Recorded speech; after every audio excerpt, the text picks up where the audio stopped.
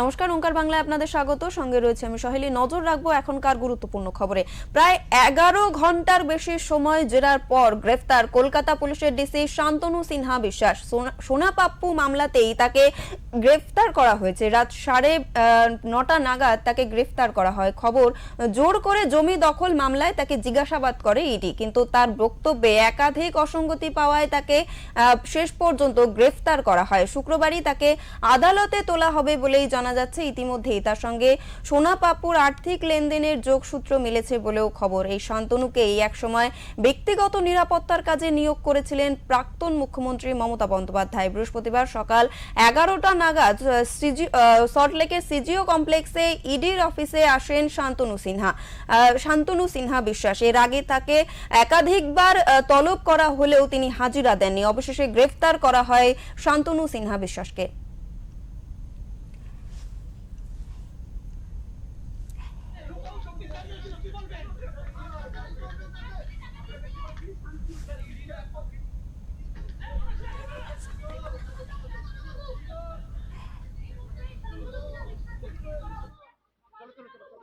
শান্তনুবাবু কি বলবেন?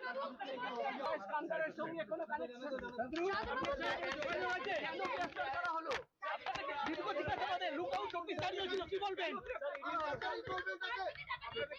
Shantanu sir ED না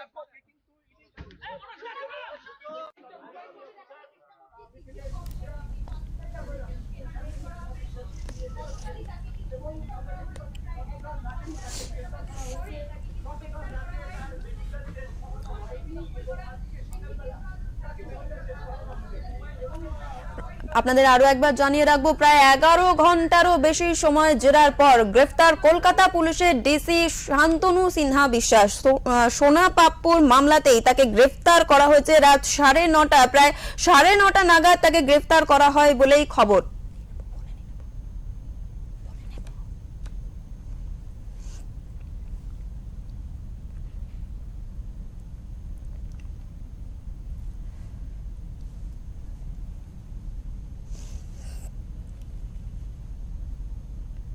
আপনাদের আরো একবার জানিয়ে রাখবো, প্রায় 11 ঘন্টারও বেশি সময় জেরার পর গ্রেফতার করা হয় কলকাতা পুলিশের ডিসি শান্তনু সিনহা বিশ্বাসকে।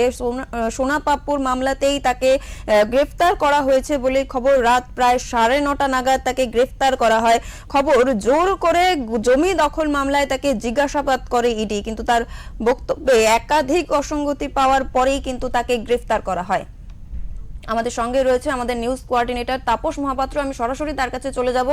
দাদা, প্রায় যেমনটা জানা যাচ্ছে যে প্রায় 11 ঘন্টারও বেশি সময় জেরার পর অবশেষে গ্রেফতার করা হয়েছে কলকাতা পুলিশের ডিসি শান্তনু সিনহা বিশ্বাসকে। কি বলবেন, কি আপডেট রয়েছে আমাদের সবিস্তারে একটু জানান। সহেলি গোটা কলকাতা, দক্ষিণ কলকাতা জুড়ে সোনা পাপ্পু কাজ চলছিল দীর্ঘদিন ধরে, যেটা বছর খানেক আগে গোলপথে পার্কের ঘটনায় সামনে এসেছে।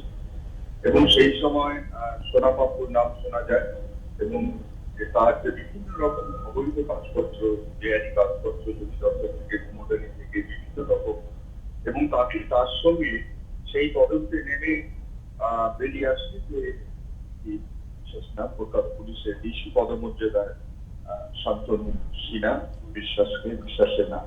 এবং খোঁজ নিয়ে দেখা যায় যে এই যে সোনা পাপ্পুর যে বিশাল রাজত্ব দক্ষিণ কলকাতা জুড়ে, এবং তার পেছনে বেশ কিছু তথ্য আসে ইডির হাতে যে কিভাবে এই চক্র চালাতো এবং তাতে সহযোগিতা করতো এই শান্তনু সিনহা বিশ্বাস।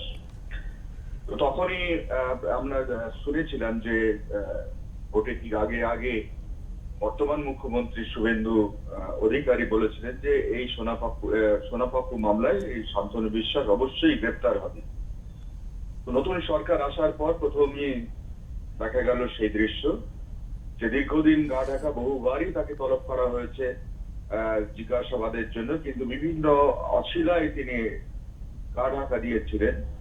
তো শেষ পর্যন্ত লালবাজারে নোটিশ পৌঁছানোর পর তিনি গতকালই এই ইডি দপ্তরে তিনি আসেন, হাজিরা দেন, এবং তাকে দীর্ঘ একটা জেরা চলছিল যে বিভিন্ন যোগসূত্র, যে সমস্ত তথ্য ইডির হাতে উঠে এসেছিল যে সিন্ডিকেট রাজত্ব চলছিল এবং তাতে যে মদত দেওয়ার একটা গুরুতর অভিযোগ শান্তনু বিরুদ্ধে উঠেছিল, তা সেই সমস্ত প্রশ্নে বিভিন্ন প্রশ্নে একটা অসঙ্গতি দেখা যায় এবং অনেক প্রশ্নে তিনি চেপেও যান, কোনো উত্তর দেননি।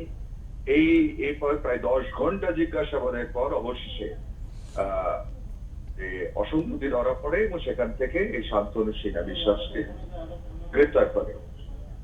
এবং এই যে গ্রেপ্তারের সঙ্গে সঙ্গে যে এই সোনাপাপ্পু মামলা যে দীর্ঘদিন ধরে পুলিশ বা ইডি যে তদন্ত চালাচ্ছে এবং দীর্ঘ একটা সিন্ডিকেট রাজত্ব এবং যে সিন্ডিকেট রাজত্বের ফলে প্রায় নাজেহাল অবস্থা গোটা দক্ষিণ কলকাতা জুড়ে এবং তার পেছনে যে রাজনৈতিক মদত এবং প্রশাসনিক মদত সেগুলো বিভিন্ন ভাবে উঠে এসেছে বিভিন্ন অভিযোগে। সেটা তৎকালীন বিরোধী বিজেপির পক্ষ থেকে যেমন উঠেছিল, সিকিম থেকে তরফ থেকে উঠেছিল।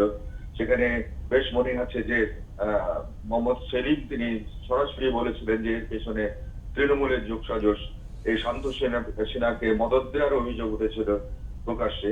তো এই সমস্ত বিতর্ক চলছিল, কিন্তু ধরা পড়ছিল না এই শান্তনু সিনহা। বিভিন্ন অছিলায় তিনি গা ঢাকা দিচ্ছিলেন। কারণ এই যে ডিসি পদমর্যাদায় শান্তনু সিনহা তিনি একসময় কালীঘাটে ওসিও ছিলেন এবং সেই সূত্র ধরে সোনাপাপ্পু সঙ্গে তার যোগাযোগ এবং তার নিজেই রাজতন্ত্রের যে বিশাল যে রাজতন্ত্র গড়ে তুলেছিল কলকাতা জুড়ে সোনাপাপ্পু, এবং তাকে প্রত্যক্ষ মদত দিয়েছিলেন যে শান্তনু সিনহা, এমনই অভিযোগ এসছে। তো এখন হচ্ছে যে তাকে গ্রেপ্তার করা হয়েছে এবং এই তদন্ত চলবে এবং তদন্তের মোড়টা অনেকটাই এগোলো বলে মনে করা হচ্ছে। ইডি সূত্র থেকে জানা যাচ্ছে যে প্রক্রিয়ায় যে কোনো ভাবেই ইডির দপ্তরে যে শান্তনু সিনহাকে হাজির করানোর যে একটা কৌশল নিয়েছিল ইডি, এবং সেখানেই শেষ অবধি তারা সাফল্য পেল এবং ইডির জালে অবশেষে ধরা পড়লো এই শান্তনু সিনহা। একদমই অনেক ধন্যবাদ তাপসদা আপনাকে। আমরা যেমনটা কথা বলছিলাম যে প্রায় 11 ঘন্টারও জিজ্ঞাসাবাদের পর অবশেষে গ্রেফতার করা হয়েছে কলকাতা পুলিশের ডিসি শান্তনু সিনহা বিশ্বাসকে। সোনাপাপ্পুর মামলাতেই তাকে গ্রেফতার করা হয়েছে বলেই কিন্তু জানা যাচ্ছে। রাত প্রায় 9:30 নাগাদ তাকে গ্রেফতার করা হয়।